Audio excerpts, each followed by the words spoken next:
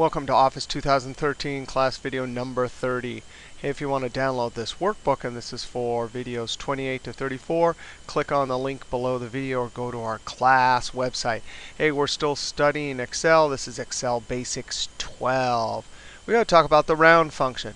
Yes, we ran into trouble at the end of last video, and we need to see when and how to use the round function in business.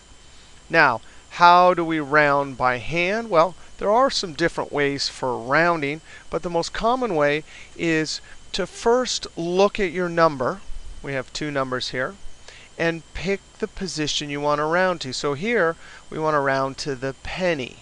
So in both cases, we've selected the 2. The next is we have to look to the digit to the right. If it's 5 or bigger, we add 1 to the position you're rounding to and remove unwanted digits. Otherwise, if it's 4 or less, we remove unwanted digits. So in this first number, there's the blue, pick the position. Here's the number we have to look at to make our decision. It's 4 or less, so we add 0 to the position and then hack off the remaining decimal. So this number becomes 52.72. For this number here, we pick the position. We're looking at 7, so that means we have to add 1. So we add 1, and the 72 becomes 73. 52.73. We never want to ever have to do that by hand again. Luckily, there's the round function. And all the round asks for is, hey, tell me what position, and it will do the rest. All right. So here's our example, same example as last time.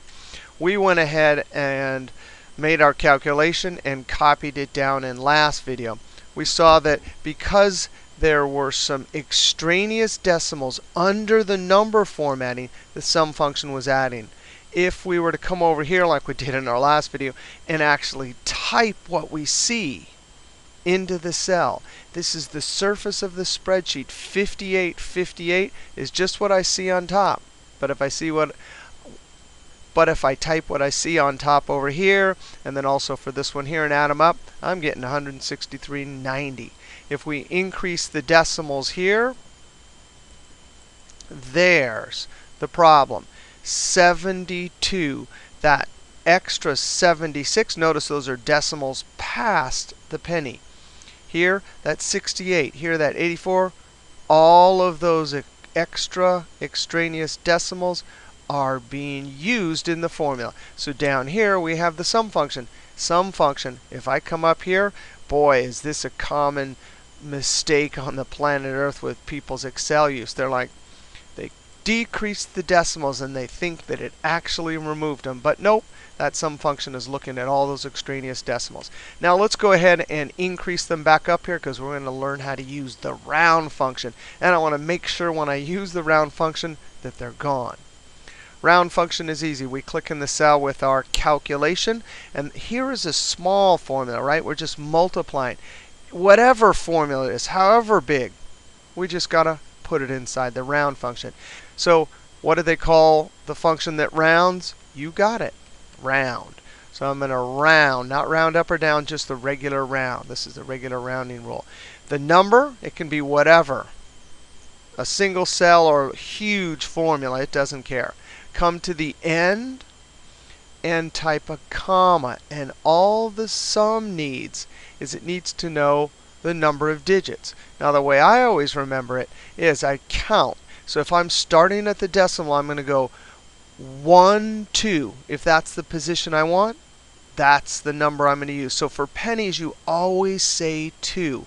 So the rule is, or the memorization rule is, count going to the right from the decimal. 1, 2, 3, 4, 5. And whatever position it is, that's the number you put here. Now if you're to the left of the decimal, well, because we went 1, 2 moving this way, we're always adding 1. If you're going back the other way, you're subtracting 1. So I just memorize. Penny is 2. Well, if penny is 2 and I'm going this way, it would be 2, 1, 0, minus 1, minus 2, minus 3. All right? For pennies, right to that 9, it's a 2. For dollars, like rounding for income taxes on an income tax report where it's required that you round to the dollar or the ones position, that would be a 0. All right, so invoicing, payroll taxes where we're dealing with pennies, that's a 2. Close parentheses, Control Enter. No longer do we have that error. Our actual formula, looking at our calculation, is adding the correctly rounded numbers. Now, of course, we would decrease those. I'm going to leave those there just for the path so we can come back later and look. Now, here's our rules for rounding. Round to the penny, the hundredths position, use a 2. Round to the dollar ones position, use a 0. If you're rounding to the thousands position, you'd use a -3. Now this is actually the rule for the second argument in round. The rule for us in business is, when are we going to use round? When we're multiplying or dividing decimals and run the risk of extraneous decimals, and we will be using the numbers in subsequent formulas. Then we have to use round. All right, let's go look at another example. We're going to look at an invoice example. Now here we have an invoice, but I want to add some formatting to this invoice. So I want to highlight that range right there. Go up to Home, actually Control F1 to turn that on. And I want to go to Fill and add some fill, some background fill, some light gray there or something. And then to the outside, I'm going to add a thick outside border. And then we have some areas where we're entering raw data, and then we're going to have some formulas over here. And I want some borders here, and so I'm going to use my Control key to select areas that are not exactly the same size. And then I can simply click the All Borders button one time. All right, so now we want to multiply. We have price times unit. So equals price times unit. And immediately we can see this is an invoice. We're dealing with pennies. We need to round. So F2, round. Come to the end. Hey, we're going to the penny, so 2. Close parentheses. Control Enter. That's much better. And copy it down.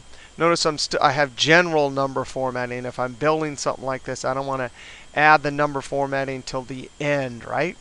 Now the subtotal. I don't need to add a round here because those numbers are already rounded. Alt equals.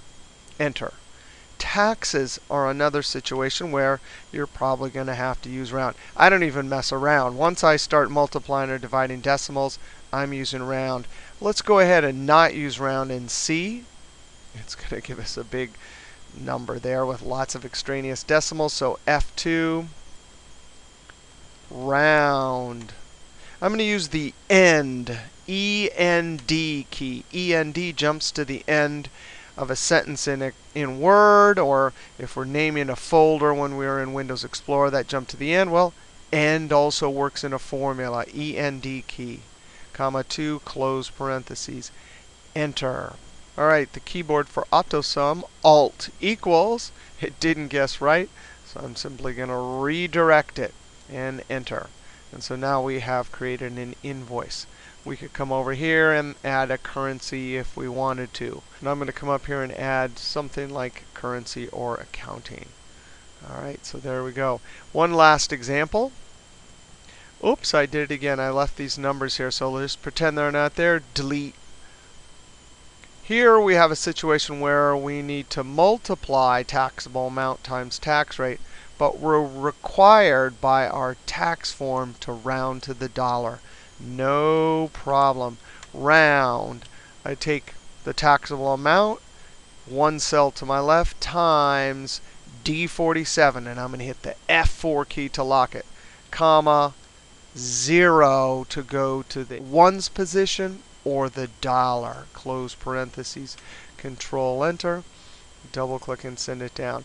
So in that case, F2 at the bottom, each one of our calculations is being rounded to the dollar. Okay, round function, very important for invoicing, payroll, taxes.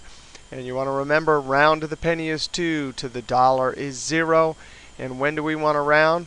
If you're multiplying and dividing decimals and you run the risk of extra decimals past your dollar or penny, and you'll be using the numbers in subsequent formulas, then use the round. All right, we'll see you next video.